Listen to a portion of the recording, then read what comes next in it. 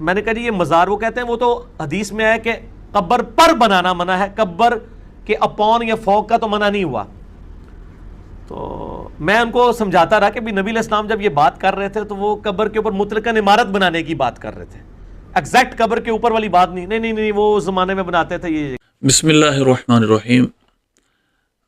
ابن عبد الوہاب کی سوچ رکھنے والے ان کے نزدیک اور بالخصوص اس دور میں جانشین ابن عبد الوہاب مرزا محمد انجینئر کے نزدیک قبروں پر عمارت بنانا، قبے بنانا اور مزار بنانا یہ حرام ہے ان کے نزدیک.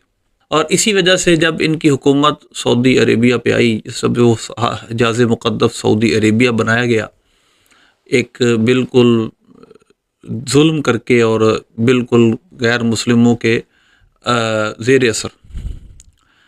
جب آل سعود وہاں پر قابض ہوئے حجاز مقدس میں، تو انہوں نے اپنی اسی وہابی لیگیسی کو آگے بڑھاتے ہوئے ابن عبد الوہاب کی جو سوچ تھی اس کو امپوز کرتے ہوئے بقی شریف کے مزارات گرا دیے، اور جہاں جہاں مزارات تھے وہ سب کے سب شہید کر دیے.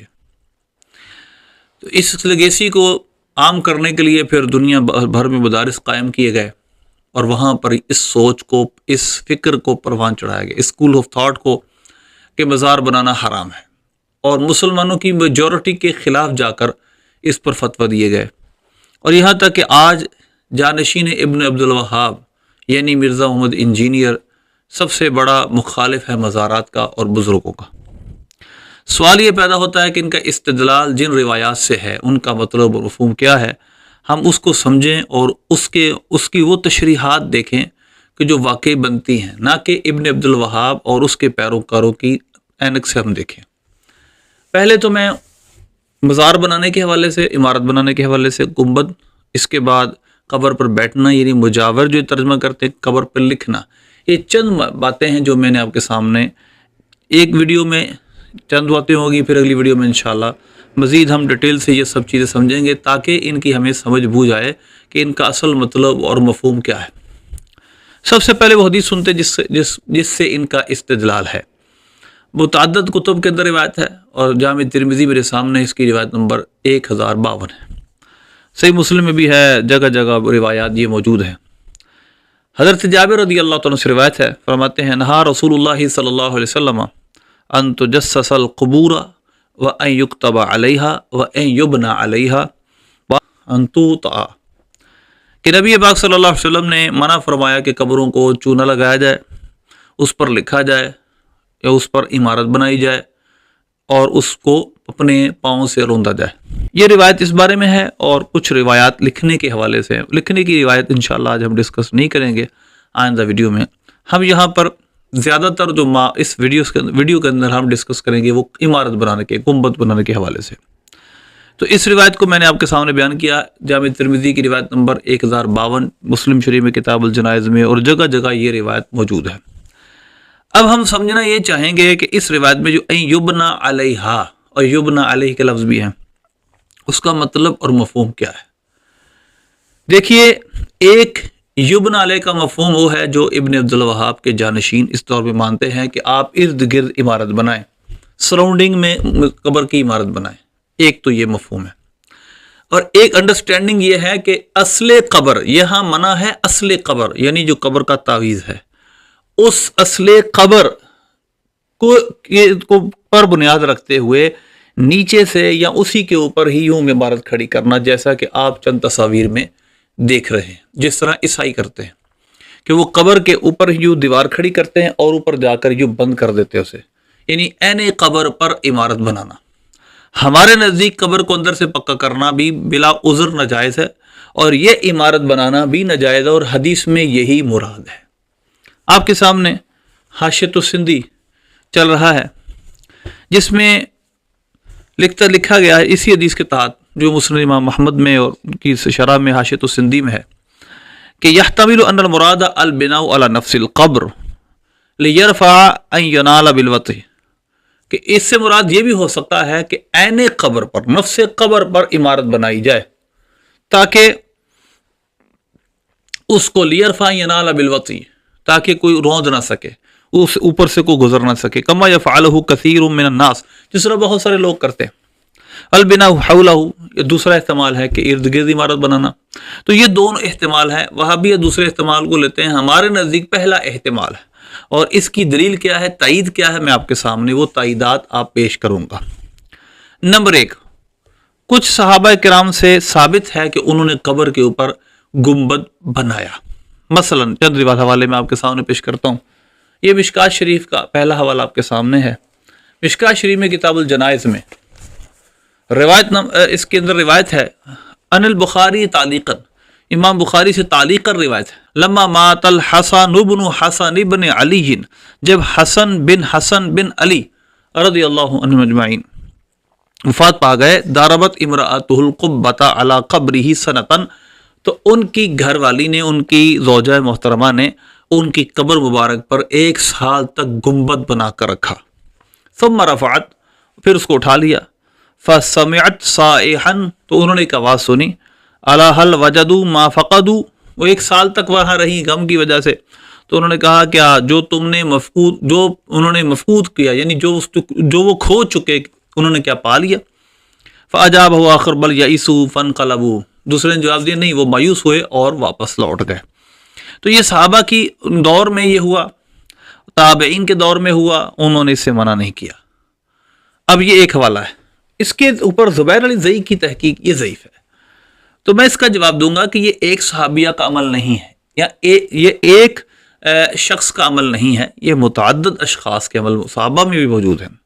حضرت ام المؤمنین عائشہ صدیقہ رضی اللہ تعالیٰ عنہا کا بھی عمل آپ کو دکھاتا ہوں، لیکن یہ تو زبیر علی زئی ہے، جس کو چاہے دھکے سے، متعصب شخص کی تحقیق ویسے بھی قبول نہیں ہوتی۔ لیکن آپ اس کا حاشیہ دیکھیں، اس کے حاشیے میں ہے مرقات میں، یعنی ملا علی قاری رحمۃ اللہ علیہ اس کا حاشیے میں لکھتے ہیں، داربت امرأتہ القبۃ الظاہر انہ لاجتماع الاحباب للذکر والقراءۃ وحضور الاصحاب للدعاء بالمغفرۃ والرحمۃ، کہ یہ انہوں نے اس وجہ سے کیا تھا تاکہ احباب جمع ہوں، وہ قرات ذکر ہو، وہاں پر دعائے مغفرت ہو، رحمت ہو، وحمل فعلها على العبث المکروہ کما فعله ابن حجر فغیر لائق بصنع اہل البیت، جس طرح کہ ابن حجر عسقلانی رحمۃ اللہ علیہ سے یہ تسامح ہوا کہ انہوں نے اس اہل بیت کی ایک معتبر شخصیت کے اوپر انہوں نے عبث کا الزام لگایا کہ انہوں نے یہ کام عبث تھا، یعنی کہ اس کا فائدہ کوئی نہیں تھا، انہوں نے حرام تک نہیں کہا اس کو، انہوں نے عبث مکروہ کہا اسے۔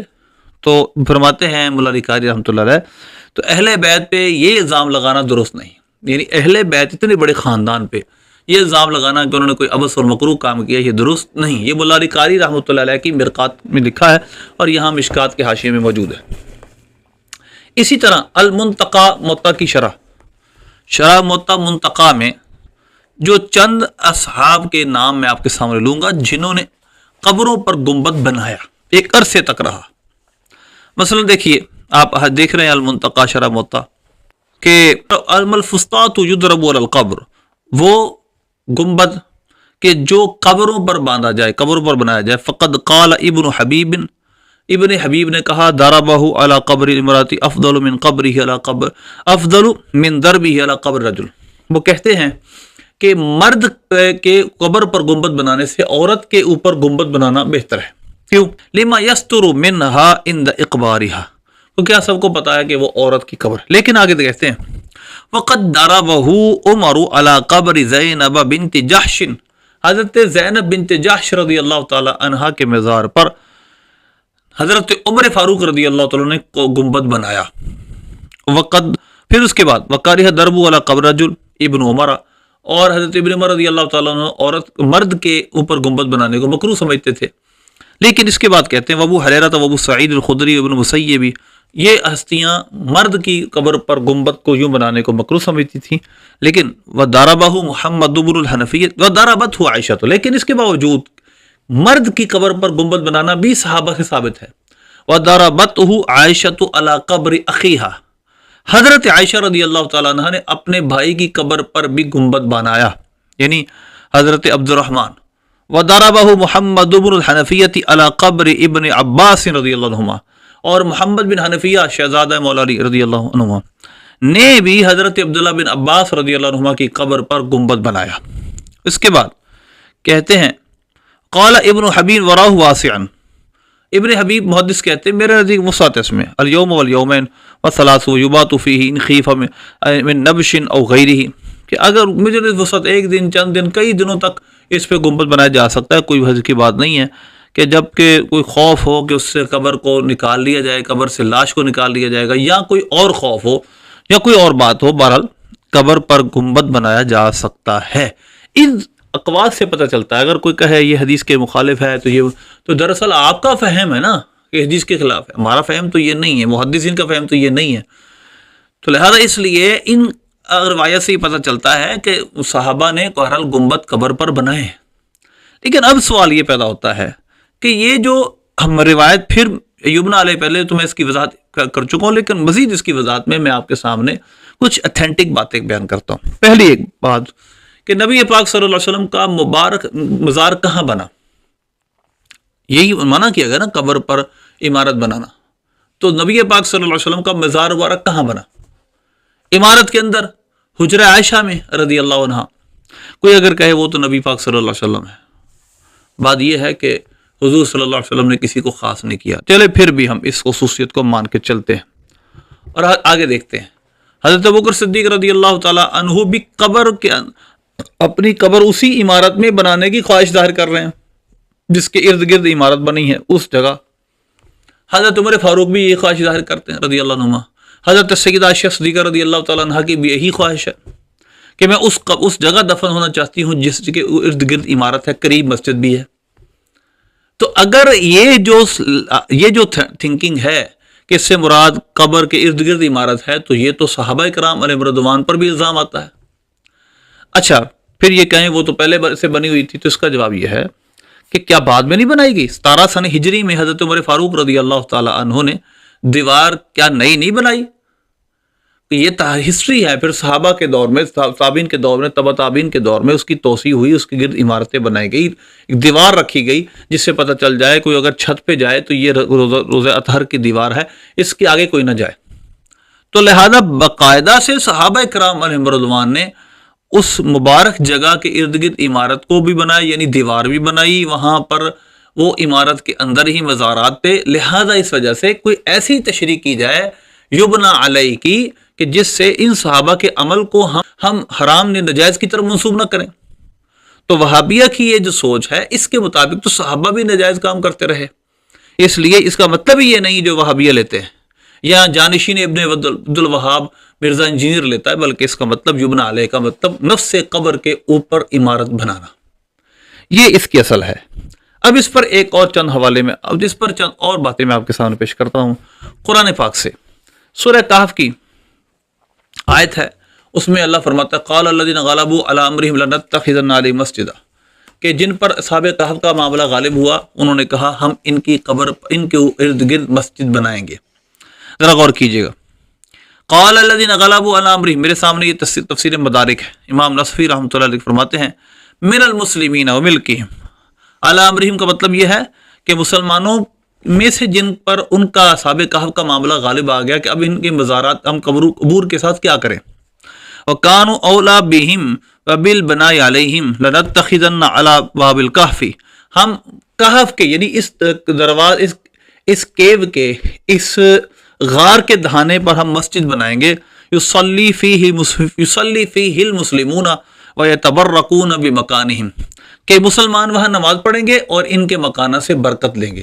اب قرآن کے الفاظ یہ ہیں قال الذین غلبوا علی امرہم لنتخذن علیہم مسجدا، تو اگر ارد گرد عمارت بنانا منع ہے تو قرآن میں تو اللہ ان کی تعریف کر رہا ہے جنہوں نے یہ کام کیا، اور آپ کہیں کہ حدیث میں تو منع کیا گیا کہ پیشر یہودی اور عیسائی اپنے پیاروں کے جو قبور تھی ان کو مسجد بنا لیتے تھے، تو اس جگہ بھی قرآن کے خلاف ہے حدیث۔ پھر تو کوئی کہے کہ حدیث میں تو یہی کہا گیا نا، پہلے جو لوگ یہ کرتے تھے، لیکن حدیث میں اس کی مذمت بیان کی گئی ہے اور قرآن میں ان کی توصیف بیان کی گئی ہے۔ اس کا مطلب یہ ہے کہ حدیث میں جو یسجد علیہ کا مطلب ہے وہ یہاں پر نہیں مراد دیا گیا، وہاں کچھ اور مراد ہے، یہاں پر کچھ اور مراد ہے۔ انشاءاللہ میں اس کو مینشن کرتا ہوں بھی۔ تو پہلی تفسیر میرے سامنے یہ ہے کہ یہ یصلی فی المسلمون ویتبرکون بمکانہم، ان کے مکانہ سے برکت حاصل کریں اور مسلمان وہاں نماز پڑھیں۔ دوسری تفسیر جلالین ہے جس کے اندر اس کی وضاحت صراحت کی گئی ہے جو آپ کے سامنے بیان کروں گا۔ تو اب دیکھیے لنتخذن علیہم حولہم مسجدا، اب دیکھیے اس کے ارد گرد ہم مسجد بنائیں گے، یصلی فیہ، کہ ہم وہاں لوگ نماز پڑھیں گے، وفعل ذلک علی باب الکہف، علی باب بالکہف، فعل ذلک علی باب بالکہف، انہوں نے یہ کیا، پھر انہوں نے اس کہف کے، اس غار کے دہانے پر مسجد بنائی، وہاں لوگ نماز پڑھتے تھے۔ تو ارد گرد مسجد بنانا اگر منع ہے تو یہ کیا ہے؟ ہاں اب آپ کا وہ بات آ گئی کہ حضور نے تو مسجد بنانے سے منع کیا ہے، حضور نے تو مسجد بنانے سے منع کیا، اور آپ کہہ رہے ہیں کہ مسجد بنائی، تبرک حاصل کیا، تو پچھلی امتوں میں تو یہ ہوتا تھا، اور اس کی مذمت بیان کی گئی ہے۔ یہی ذرا غور کیجیے گا کہ اس قرآن کی آیت میں مذمت نہیں، توصیف بیان کی ہے، قال الذین غلبوا علی امرہم لنتخذن علیہ مسجدا۔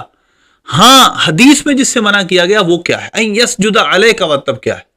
یسجد علیہ کا مطلب ہے قبر کو سجدہ کرنا، قبر کو سجدہ گاہ بنا لینا، نہ کہ قبر کے ارد گرد مسجد بنا لینا وگرنا۔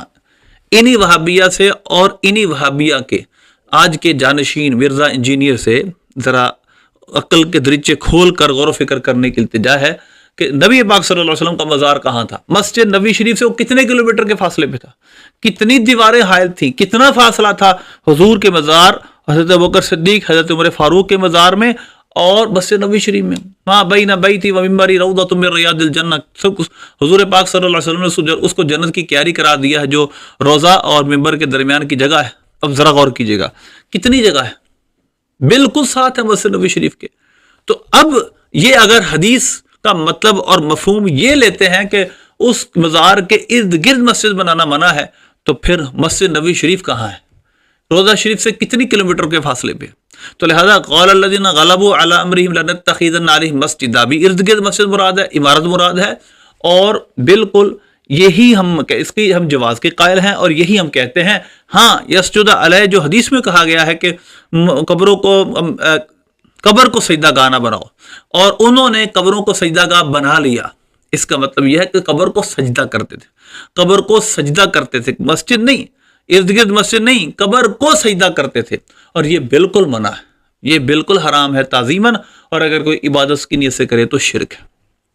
دو چیزیں ہو گئی، ایک تو یبنا علیہ اور دوسرا یسجد علیہ۔ سجدے کرنے کا مطلب کیا ہے، مسجد بنانے کا مطلب کیا ہے، اور عمارت بنانے کا مطلب کیا ہے؟ قریب مسجد بنانا نہیں ہے، ارد گرد مسجد بنانا منع نہیں ہے، قبر کو سجدہ گاہ بنانا، مسجد اس میں ظرف ہے، مسجد اس میں ظرف ہے جس کا مطلب ہوتا ہے سجدہ گاہ، جہاں سجدہ کیا جائے۔ مسجد کوئی مسجد اس وجہ سے کہتے ہیں وہاں سجدہ کیا جاتا ہے، تو یہاں مسجد کا مطلب لغوی مسجد ہے، یعنی قبر کو سجدہ کرنا، اور یہ حرام ہے، اس میں کوئی شک کی گنجائش ہی نہیں، عبادت کی نیت سے شرک۔ دو نقطے ہم سمجھ چکے ہیں، یبنا علیہ اور یسجد علیہ۔ تیسرا نقطہ ان یجلس علیہ، قبر پر بیٹھنا۔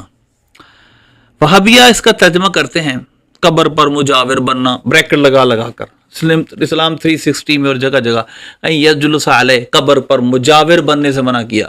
شرم حیا کرو، اپنے عقیدے کے مطابق کیوں گھسیٹ کے حدیث کا ترجمہ کر رہے ہو؟ اس کا مطلب یہ نہیں ہے یجلس علیہ۔ یجلس علیہ کا مطلب ہے قبر پر بیٹھنا، یعنی نفس قبر پر بیٹھنا۔ یہ نفس قبر پر بیٹھنا بے ادبی ہے، مسلمانوں کے قبر کی بے حرمتی ہے، اس وجہ سے منع کیا گیا ہے۔ نہ یہ کہ قبر کے مجاور کو تھوڑی دیر کے لیے قبر قریب بیٹھ جائے یا وہاں پر رات بسر کرے تو یہ حرام ہو گیا، کو قبر قریب بیٹھنا ناجائز ہے، ایسا غلط بات ہے، ایسی بات نہیں۔ میں آپ کے سامنے روایت بیان کرتا ہوں، نبی پاک صلی اللہ علیہ وسلم فرمایا ان یجلس احدکم علی جمرۃ تحرقه خیر له من ان یجلس علی قبر۔ نبی پاک صلی اللہ علیہ وسلم نے فرمایا تم میں سے کسی ایک کا انگارے پر بیٹھ جانا کہ اس کو وہ جلا دے، اس سے بہتر ہے کہ کسی قبر پر بیٹھے۔ کیوں؟ اب اس کا حاشیہ دیکھیں، لأن فی استخفافا، کیونکہ اس میں حلقہ جاننا ہے۔ ایک مراد یعنی اس میں مسلمان کے حق تلفی ہے، اس کی بے حرمتی ہے، آپ اس کی قبر پر بیٹھ رہے ہیں، روند رہے ہیں اسے، تو اس وجہ سے منع کیا گیا۔ اور یہ بھی کہا گیا قضاء حاجت کے لیے بیٹھنا مراد لیا گیا ہے، کہ معاذ اللہ اس کی قبر پر بیٹھ کر قضاء حاجت کرنا، پیشاب کرنا، یہ اس کی بے ادبی ہے، مومن کے شرف کے خلاف ہے، اس وجہ سے وہاں بیٹھنے سے منع کیا گیا۔ اور یہاں کیا بنا لیا گیا؟ قبر کا مجاور بننا، قبر پر ارد گرد بیٹھ جانا، پلنگ پر کے بیٹھ جانا جائز ہے، حدیث میں منع کیا، حدیث میں اس سے منع نہیں کیا گیا کہ قبر کے ارد گرد کوئی بیٹھ کر قرآن خوانی کرے، کوئی ذکر اذکار کرے، اس سے منع نہیں کیا گیا. منع کیا گیا نفس قبر پر بیٹھنا، قبر کے تعویذ پر بیٹھنا، وہاں قدم رکھنا، بیٹھنا منع ہے. اس سے صاحب قبر کو اذیت ہوتی ہے. یہ مومن کی شان کے خلاف ہے. یعنی مومن کی شان یہ ہے کہ اس کی قبر کا بھی ادب کیا جائے.